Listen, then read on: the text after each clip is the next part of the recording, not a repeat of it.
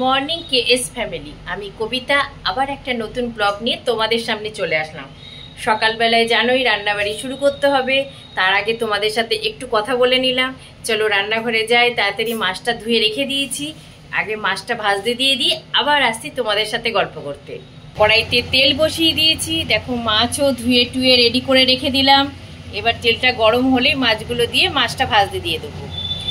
এর মধ্যে ভাতও হয়ে গেছে।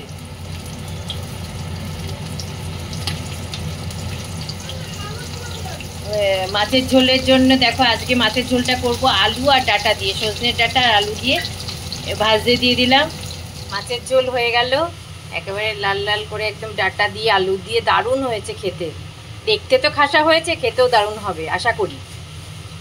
এই যে মাছের ঝোল, এবার তরকারিটা বসাবো। সব রকম দিয়ে একটা পাঁচমিশালি তরকারি করব। এর মধ্যে ইলিশ মাছের মাথাটা দিয়ে দেবো, দিয়ে একটা তরকারি করব। অনেক কিছু দিয়েছি, এর মধ্যে রয়েছে কুমড়ো, আলু, পটল, কাঁকরোল, বেগুন, যা যা দেখা যাচ্ছে মোটামুটি মনে আছে বলে দিলাম।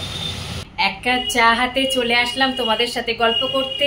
সব রান্নাবাড়ি মোটামুটি কমপ্লিটই হয়ে গেছে, যদি কিছু একটু ভাজাভুজি করি তো পরে করব। তবে মাছের ঝোল, তরকারি, ভাত হয়ে গেছে। তারপরে চাটা করলাম, দেখেছে চাটা কিরম ধোয়া উঠছে।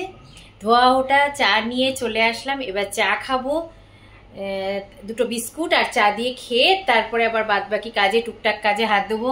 কাউকে এখনো টিফিন দিইনি, টিফিনটা দেবো। আমি চা খেতে খেতে সবাইকে টিফিনটা দিয়ে দেবো। চলো সবাইকে আগে টিফিনটা দিয়ে দিই। সকলে টিফিন খাওয়া হয়ে গেল সকালে। এবার কাজে হাত দিয়ে দিয়েছি, টুকটাক যে কাজগুলো বাকি আছে সেগুলো করা শুরু করে দিয়েছি। দেখো বাইরে একটু রোদ, আজকে রোদ উঠেছে, বাইরে প্রচুর রোদ উঠেছে। সকাল থেকে দেখলাম বেশ ভালোই রোদ আছে। তাড়াতাড়ি করে আগে জামা কাপড়গুলো কাচলাম, আর যেগুলো একটু ভেজা ভেজা ছিল সব রোদে দিয়ে দিলাম। দেখো বারান্দাটার অবস্থা, দেখো কি অবস্থা।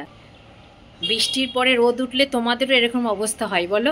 ঘরে যা যা জামা কাপড় কাচাকুচি ছিল, যেগুলো মেলার ছিল, সব একেবারে রোদের মধ্যে গিয়ে আগে কখন মেলবো। দেখো বারান্দার অবস্থা এই, ঘরেরও সব রোদে দিয়ে দিয়েছি যা যা ছিল। চলো এবার বাদবাকি কাজগুলো সেরে নিই। কালকে গেছিলাম পানিহাটির দণ্ড মহোৎসবে।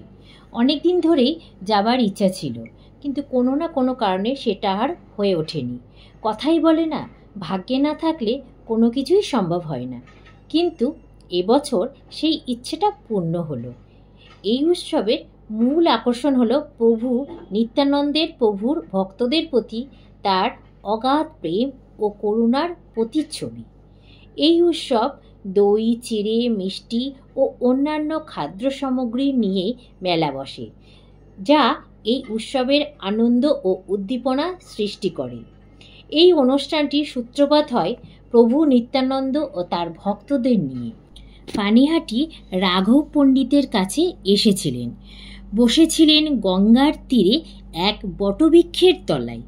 এক ভক্ত নিত্যানন্দ মহাপ্রভুকে সে কথা জানানোর পর নিত্যানন্দ মহাপ্রভু বলেছিলেন, ওরে চোর, এতদিনে তুই দেখা দিলি, আয় আমি তোকে দণ্ড দেব। আমার ভক্তদের দই চিড়ে খাওয়াতে হবে। সেই থেকে এই উৎসবের নাম দণ্ড মহোৎসব।